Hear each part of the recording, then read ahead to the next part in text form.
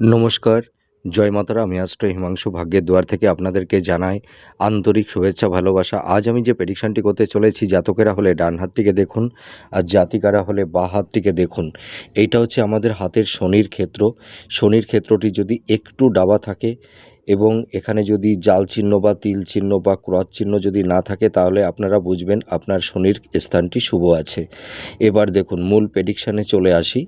এবার এই যে শনির ক্ষেত্রে যদি দুটি প্রমিনেন্ট, একটা সুদীর্ঘ যদি দুটি শনিরেখা থাকে, ঠিক আছে, একদম প্রমিনেন্ট, এই দুটি শনিরেখা যদি এই হৃদয় রেখার সঙ্গে যদি যুক্ত হয়ে যায়, তাহলে এই সব জাতক জাতিকারা এদের কর্ম প্রচেষ্টার মাধ্যমে এরা মধ্য বয়সের পর থেকে জীবনে নাম, যশ, খ্যাতি, বৈভব, প্রপার্টি, ধন সম্পদের এরা মালিক হতে পারে এবং এরা নিজেদের সৎ কর্মের মাধ্যমে এরা জীবনে আয় উন্নতি করে থাকে।